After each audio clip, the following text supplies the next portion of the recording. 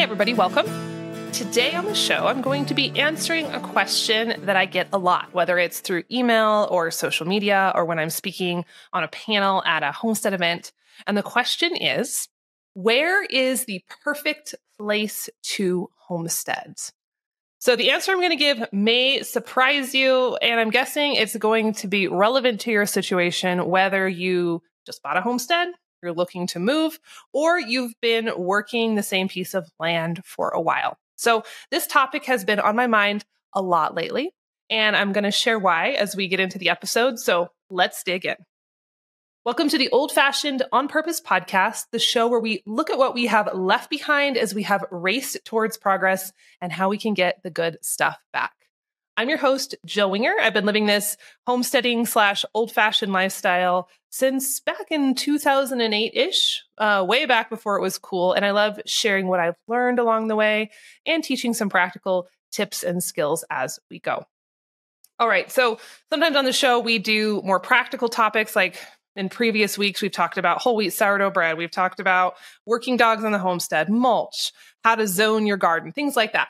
Today, we're going a little more philosophical, as I wanted to share something I have been really ruminating on a lot lately, partially because it always is in my inbox, it's always in my DMs, and partially because it's just something that's really showing up a lot in my own life this summer, especially. And that is this question of where is the best place to homestead? Where is the perfect location? And I've always had this question come in, but I've gotten it a lot, especially lately, kind of since the COVID era, which really gave a boost to the homestead movement. We've seen more people move to buy land. We've seen people with a bigger desire to get out of more populated areas. And so I feel like there's this big transition still happening as people are moving and deciding they're going to make big life switches and things like that. So whenever I get this question, my first response selfishly is to say Wyoming, of course, because I actually like it when people move into our area. I know that unfortunately, sometimes you get like negative attitudes. Oh, we don't want outsiders and we don't want people from certain states moving here. My perspective is actually different than that. I like it when we have new families and new folks move into our community. I think it's healthy. I think it's important.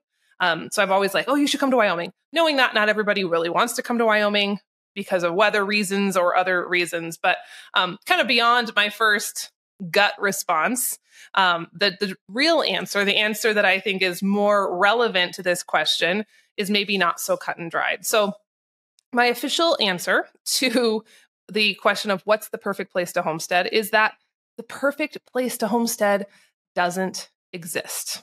So there you go. How helpful is that? So let me explain. And let's just kind of think about this for a minute, because I feel like we can get so in the box and kind of pigeonholed with our thinking when it comes to locations. So we have the northern states, right? They tend to be wintry with shorter growing seasons, okay? We might go over to the Pacific Northwest. That's where I was born and raised. They have a lot of moisture. They have a lot of trees, but it's also pretty gloomy there. And sometimes it rains too much and things mold and things flood. I remember growing up, our basement flooding was every couple year occurrence. Everyone's basement's flooded. There was always flood somewhere, just like so much water, right? So it's something to consider. My parents struggled to get their garden in some years because it's so cool well into the growing season. If we shift over to the Midwest, the flyover states, if you will, they have tornadoes. They have a lot of corn. It's maybe harder to find those small farmsteads, okay? We go down to the South, and especially right now, I've been talking to some people back east and in the South, and it's like so oppressively hot and humid. And every time I go back that direction for a visit in anywhere near those summer months, I'm always just like such a baby about humidity. I like cannot handle it. And I'm just like, I don't know how people do it. If we go over to the Southwest, Arizona, New Mexico, well, that's also pretty hot. You don't have snow, but you've got cactus and bugs, and you're not going to be growing anything for a number of months throughout the year. The Northeast, I was just up in New York State a couple months ago for a conference. Beautiful. But all the people talked about was how many regulations they have and the taxes and how limiting it is with all the rules they have to follow on selling food or with their properties, right? We go to the trendy states that everybody's trying to move to right now, which was like Tennessee, Florida, Texas, etc. Those are jam-packed with people. Land is very expensive. I was just in Tennessee at Rory Feek's event, and I talked to so many people who were new to the area or had lived there a while, and they're like, oh, land prices are just through the roof because everyone's coming here. So it can be hard to find the homestead property you want there. And then, of course, that leaves Wyoming, which is my favorite, but people would complain that there's not a lot of people, which to some is good, to some is more of a detriment. There's not a lot of culture here in terms of the things and resources that you would have if you were in a more populated place. Now, that could be, again, good or bad, depending on your perspective, but it's a complaint I hear a lot. It's cold and wintry and windy, so freaking windy, especially this year, this summer. And so you can kind of get my point, right? We could pick apart any state in the union or any place across the world if we want to.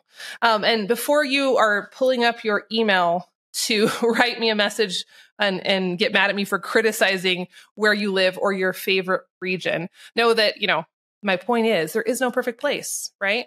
We get to decide what we want to put up with. It's funny because I have so many people from the warmer states or the southern states. They'll come to me and they'll say, I don't know how you do it. I could never survive a Wyoming winter. I would rather die. But, on the flip side, they don't mind basically being housebound in their air conditioning for 4 months out of the year when the heat and the humidity is crazy. Contrast that with me, right? When I travel to a place with humidity and heat, even just a little bit, I complain and I moan and I don't like how my skin feels and I can't wait to get back to my dry Western air, even though, this winter, a wind gust basically physically smashed me into our dumpster because it was blowing so hard. So at the end of the day, we get to pick our poison, right?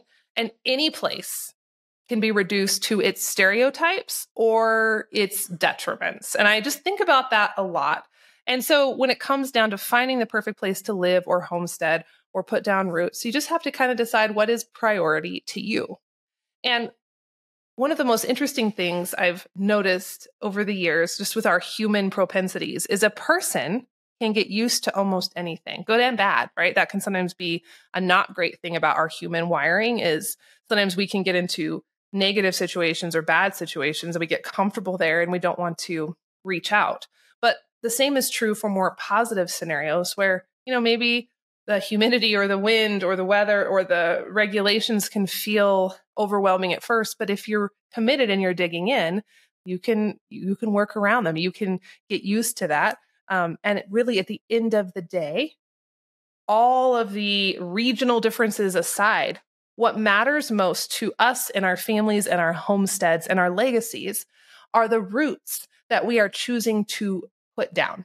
And I love the word picture of roots because it's what we're doing physically in our gardens and in our pastures, building those stronger root structures, improving our soils. But we're also doing it with our families and our relationships and our legacies. Hey, friends. So I'm interrupting this episode for just a second to share something pretty cool with you. So I'll never forget the time many years ago when we visited a naturopathic doctor to talk about my husband, Christian's allergies. He's dealt with them since he was a kid, and he's kind of just one of those people who tends to be allergic to pretty much everything.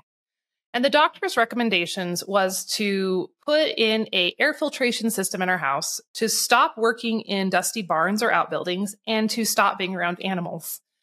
And I walked away super frustrated because obviously, if you know us, that's just not an option. We're going to have the animals. We're going to have the barns. We're not going to go live in a sterile house somewhere in a big city.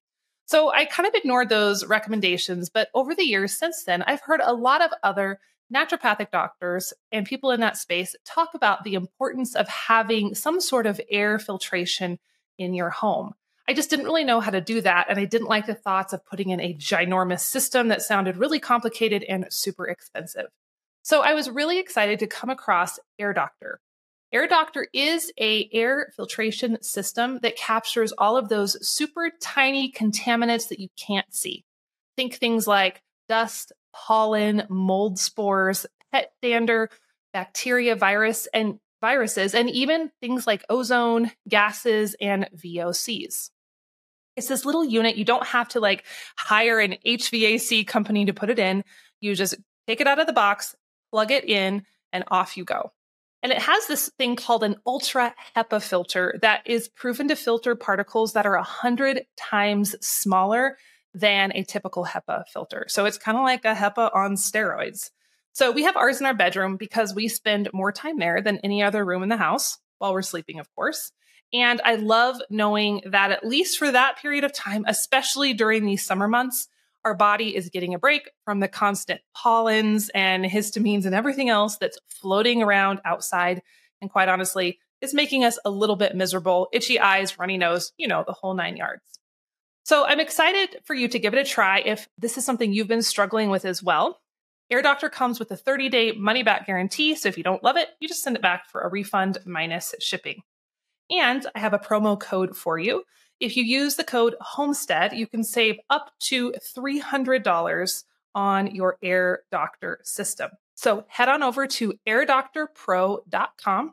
That's AIRDOCTORPRO, airdoctorpro.com, and use the promo code Homestead to give it a try. Now, back to our episode. One thing I've also noticed, and I'm not saying this is good or bad, this is just an observation, but I've noticed it especially after COVID era, is that there's a lot of people who are constantly restless. They're constantly moving. They'll move across the country and stay there for a couple of years. Sometimes they're even moving across the world, right? Across the continent.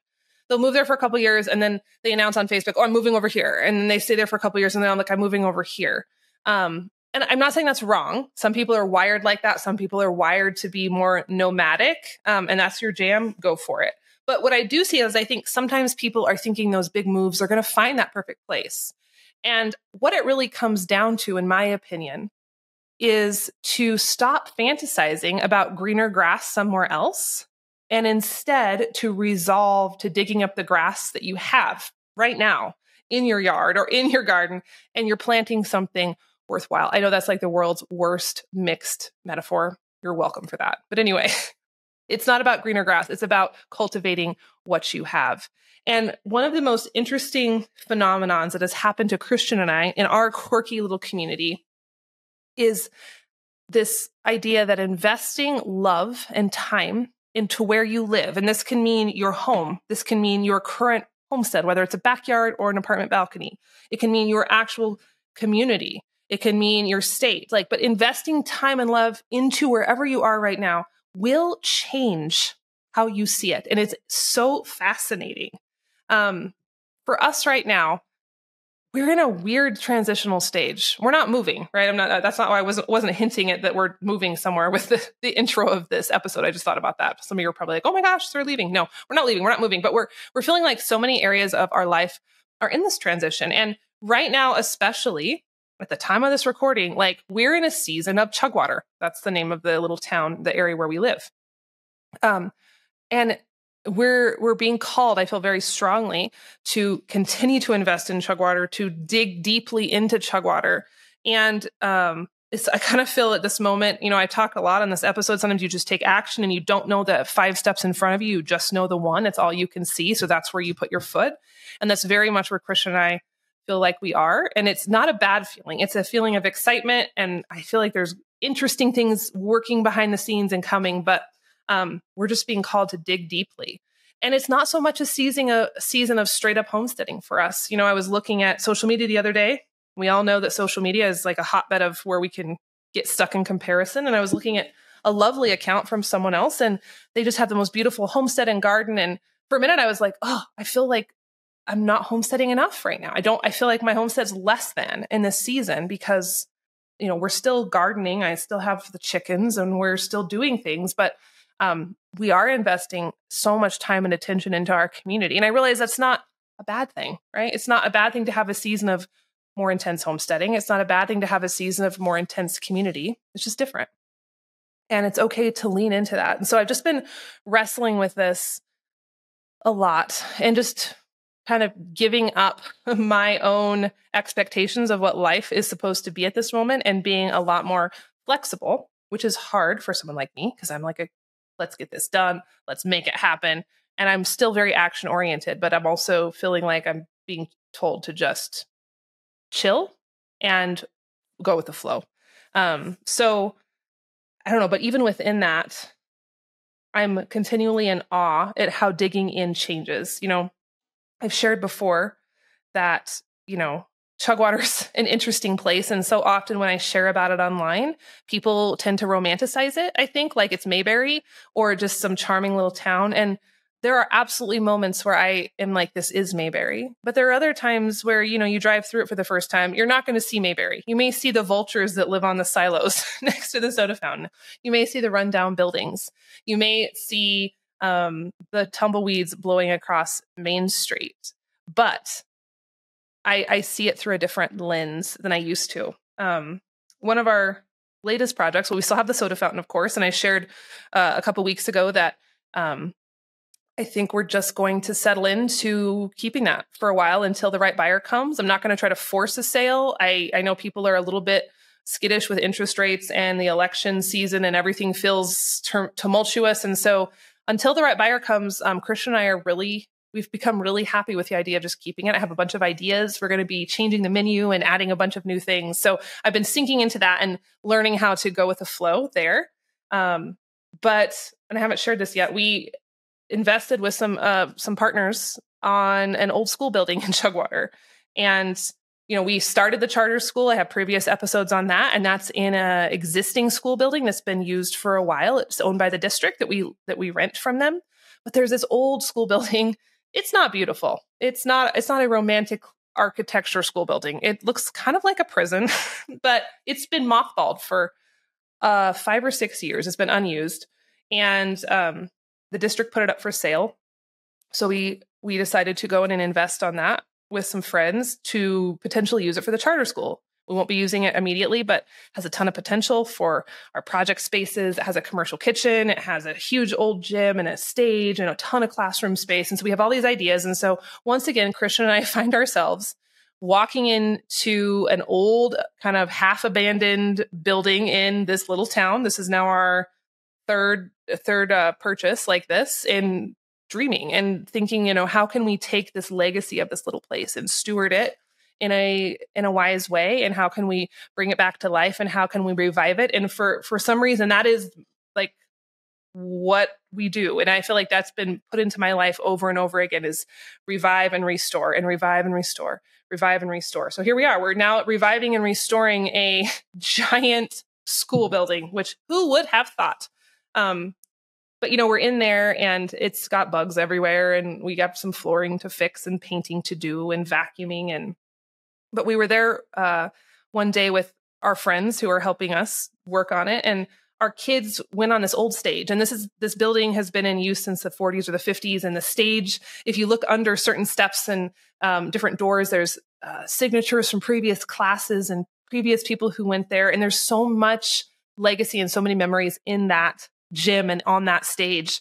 And our kids decided to put together, because they have the run of the school building, right? We're in there working in there and they're working with us and running all over. And they'll walk down the street and go to the soda fountain and they'll walk to our friend's house. And that to me is so special, to have a town where I can trust my kids can just walk wherever. But anyway, they decided to put on a play. And so they called us in at the end of the day. We were hot and sweaty and we sat on the gym floor in this place that has so many memories for our community. And our kids were, they had the lights and they figured out how to run the stage curtains and they did this cute little play. And I looked at my friend and I'm like, this is a fairy tale childhood. And it's not because we live in a fairy tale town, but it's because we've invested here. And it's become something I never would have imagined. And it's not just because I'm tooting my own horn and saying we just did this magical thing, but it's like become more than the sum of its parts. And it's one of the most magical things I've ever been a part of. You can just feel it. You can just feel the electricity in the air. And I feel so privileged to be able to play a tiny part in it, even though I wasn't raised in this community, even though this community has been kind of the butt of jokes in the area for a long time. It's the last place on earth you think this would happen. And so I'm rambling about all this just because I want to encourage you, whether you are looking to move, whether you have moved somewhere, or you're just hunkering down in your current location. And that I'm talking homesteading, I'm talking community, I'm talking relationships. Know that when we dig in it really, really changes how we see things. And, it doesn't have to be perfect when you start.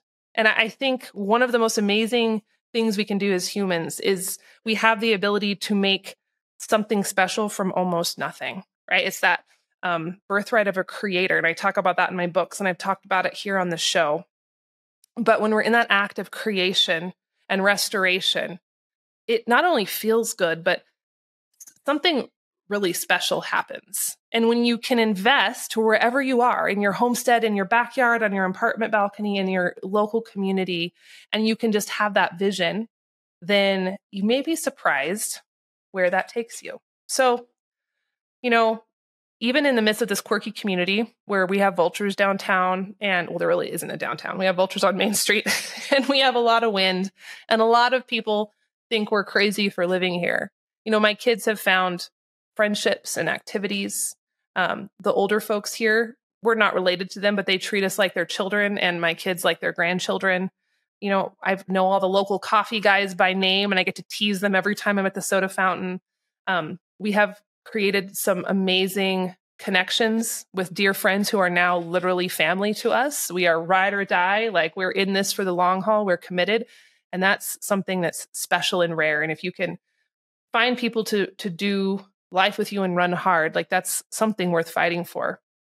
But that familiarity is born from years invested.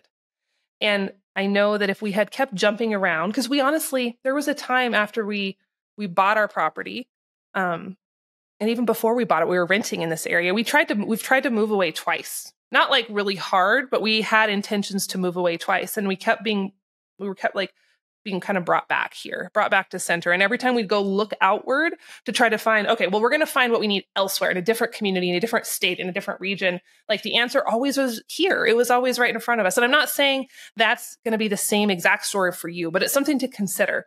And time again, when I start to look for the answers out here, the answer's actually in here with me, or I already have the answer. I just didn't realize it. And for some reason, that lesson keeps coming back to me over and over and over again. And I think, again, I've referenced this episode so many times, that episode with Rob Avis of Verge Permaculture, but he said, the problem is a solution. The problem is a solution. And I think about it constantly. And that can be true in your gardens. It can be true if you're dealing with, issues on your homestead with your animals or your grazing. It can be true in your communities. It can be true within your life as you decide, what your purpose is, and if you want to start a business, or how to keep growing and expanding. So it's just a fascinating phenomenon.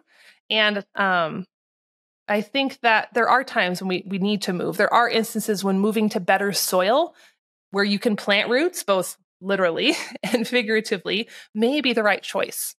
It may be. I can't speak to your exact situation, but perhaps I just want to present the idea to you. Perhaps there are more instances where we're being called to improve our current soil, literally and figuratively. We're being called to dig in, to invest, to pour in energy, to cultivate relationships, both with ourselves and the people around us and the land, and to commit for the long haul. Because I have found personally, in so many ways, that when we cultivate that spirit of stick with itness, that's when things blossom in the most unexpected and beautiful ways. So that's my ruminations for today, friends. A little bit of a shorter episode, but I just want to encourage you that perhaps the answers you're seeking are closer to you than you might already know. So thanks for listening. Thanks for being here. Thanks for continuing to cheer us on from afar as we take on this Chugwater adventure. It's been so wonderful to meet those of you who come through and visit at the soda fountain. I'm not there all the time, just want to set proper expectations. So I know sometimes people come in and I miss them and I feel so bad. I'm not there all the time because I'm running around with many irons in the fire. But when I am there, I love to connect with folks who come in. And if I'm able to, I'll sign your books or we can take pictures. So if you see me in there, if you feel free to catch my eye and wave. I'd love to chat with you. But thank you for supporting us in that endeavor and so many others over the years. And I wish you all the best and all of the most wonderful challenges and adventures as you learn how to dig in your own life whatever that may be for you. So thanks for listening, friends, and we'll talk again on the next episode of Old Fashioned on Purpose.